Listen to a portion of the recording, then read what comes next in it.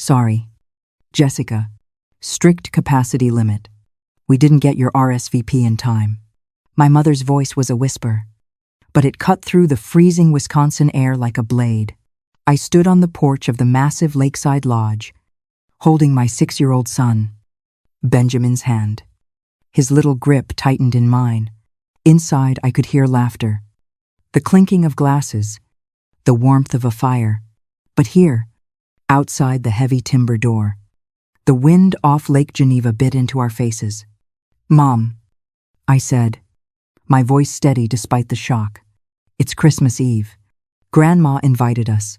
Capacity limit," she repeated, her eyes cold, devoid of any recognition that I was her daughter or that Benjamin was her grandson. "Go home. Jessica, there's no room for you here." And then she shut the door. The sound of the latch clicking into place echoed in the sudden silence. Before I tell you what my grandmother did when she found out about this lie, and trust me, you're going to want to hear it, drop a comment and let me know where you're listening from tonight. I always love seeing how far our community reaches. I didn't cry. I didn't beg. I didn't even knock again. I just turned around, picked Benjamin up, and walked back to my car. The walk was silent, save for the crunch of snow under my boots and the distant sound of carolers from a neighbor's house. Benjamin was sobbing quietly against my shoulder. "Grandma hates me," he whispered, his voice muffled by my coat. I made her a card.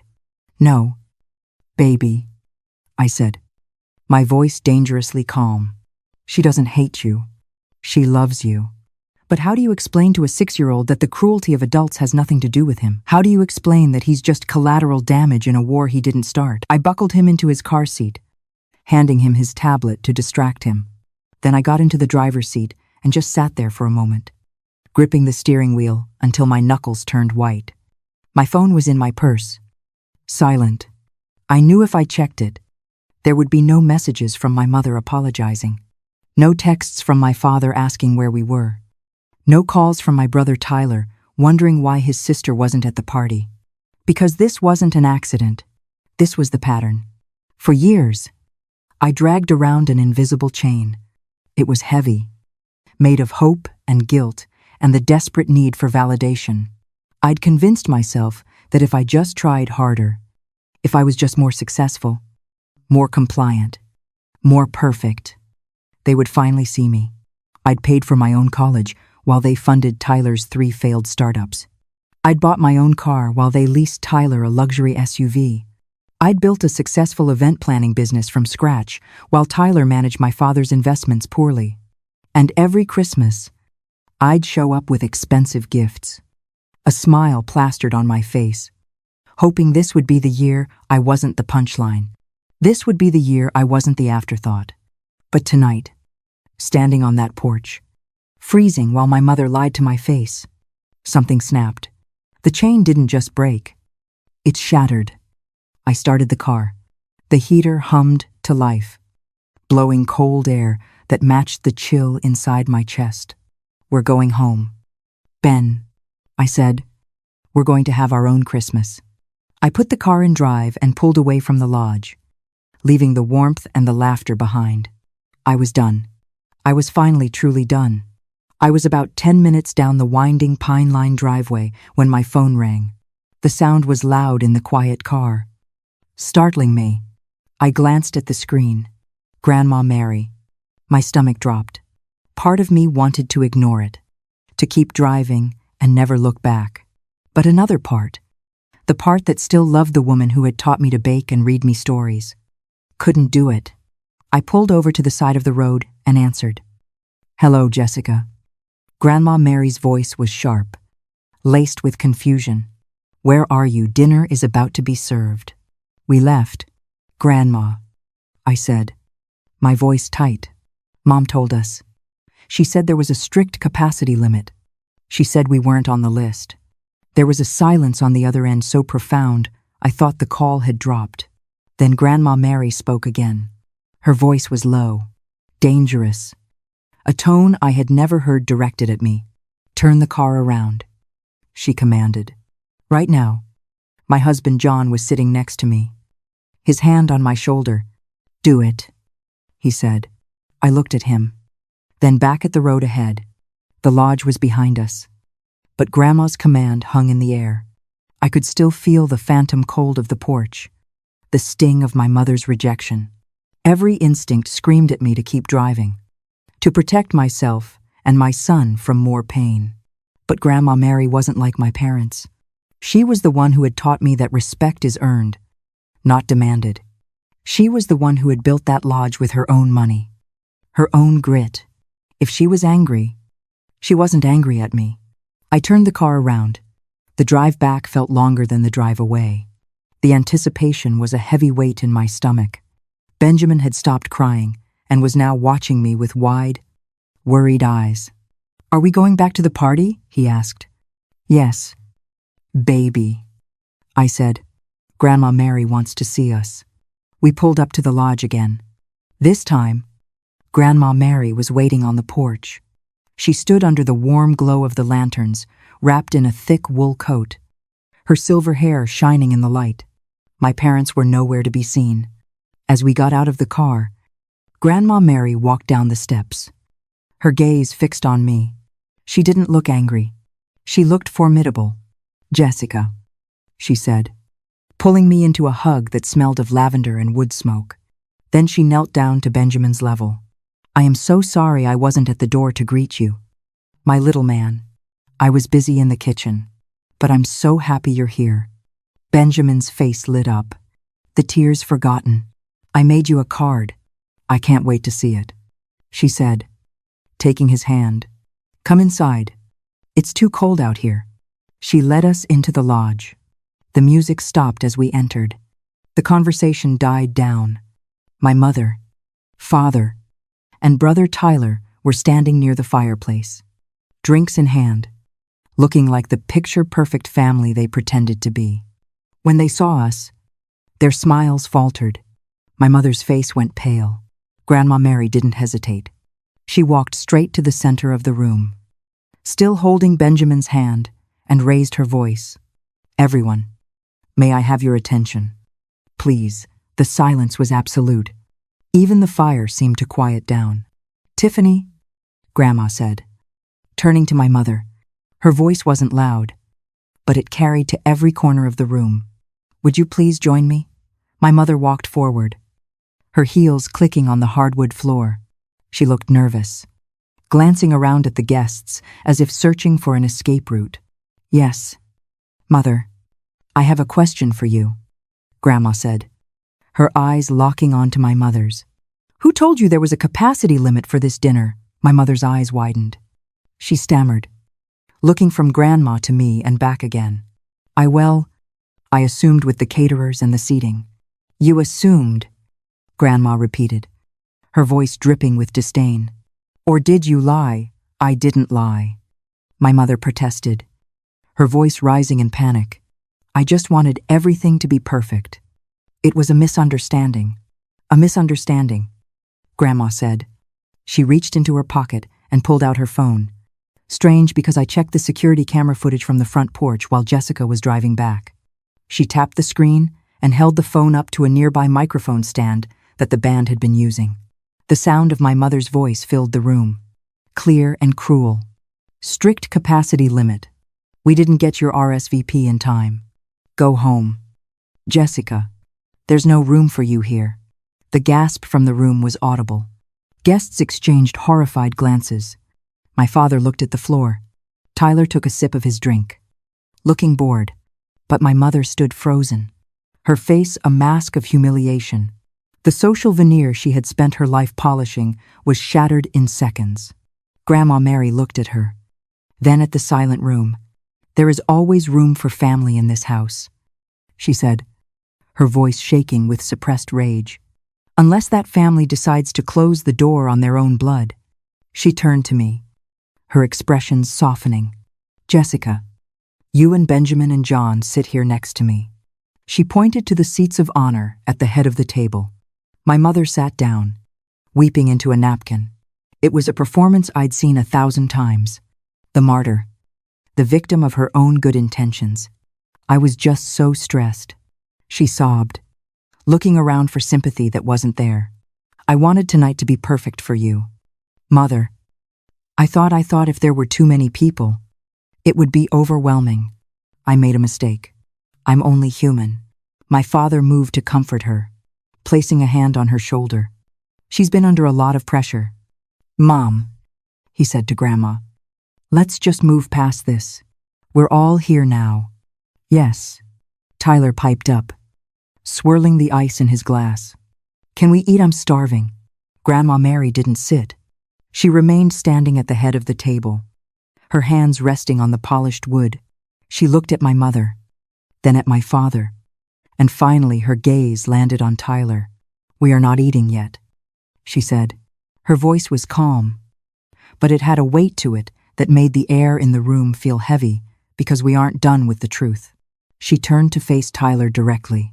Tyler, would you be a dear and fetch the antique Georgian silver service for the table, the one your grandfather bought in London? We should use the best for Christmas. The room went still. I frowned. The silver service was massive. A tea and coffee set worth easily $50. Lin Lin Ling. It was kept in a locked display cabinet in the library. I knew every inch of it because growing up, I was the only one allowed to polish it. Tyler wasn't allowed near it because he was clumsy and careless. Tyler froze. He blinked rapidly, a bead of sweat appearing on his temple despite the chill in the lodge. Ah, the silver, he stammered. I don't think we need it. Grandma, it's a hassle to get out. I want it, Grandma said. Go get it. It's not there, he mumbled, his eyes darting to my parents. My father stiffened. My mother stopped crying instantly, her face going from flush to gray. Not there, Grandma asked. Where is it? I sent it out. My father interjected quickly, his voice too loud. For professional cleaning as a surprise for you? Mom, we wanted it to shine. Professional cleaning, Grandma repeated. She reached into the pocket of her wool coat again. This time, she didn't pull out a phone. She pulled out a slip of pink paper. She slid it across the table toward my father. Is Fast Cash Pawn and Loan a professional cleaner, Zachary? My father looked like he'd been punched in the gut. Tyler dropped his glass. It shattered on the hearth, the sound exploding in the quiet room. I found this in Tyler's room this morning, Grandma said, her voice like steel. 50,000. 000 worth of heirlooms pawned for $4. 000. To cover what? More gambling debts. Another investment. She turned to my mother, and you knew that's why you didn't want Jessica here tonight. The realization hit me like a physical blow. It wasn't just about capacity. It wasn't just about me being the scapegoat. I would have noticed. I whispered. I always check the cabinet. I always polish the silver on Christmas Eve. Exactly. Grandma said you needed Jessica gone not because she's difficult, but because she is the only one in this family with enough integrity to notice a crime. You turned away your own daughter to protect a thief. The silence in the room was no longer just awkward. It was disgusted. The wealthy guests, the neighbors, the friends.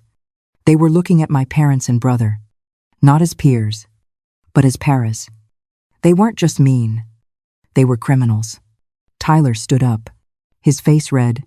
It was my inheritance anyway. I just took an advance. It was not your inheritance. Grandma snapped. It was my legacy. And you sold it for scrap. Grandma Mary didn't yell. She didn't throw things. She simply walked to the fireplace, picked up a poker, and stoked the fire as if clearing the air. Zachary, Tiffany, she said, her back to them. The guest cottage. You have lived there, Rontry, for 10 years. You have treated it as your birthright. She turned around. Pack. You have until midnight. Mom, my father cried, his voice cracking. It's Christmas. Where will we go? There's a Motel 6 on the highway. Grandma said.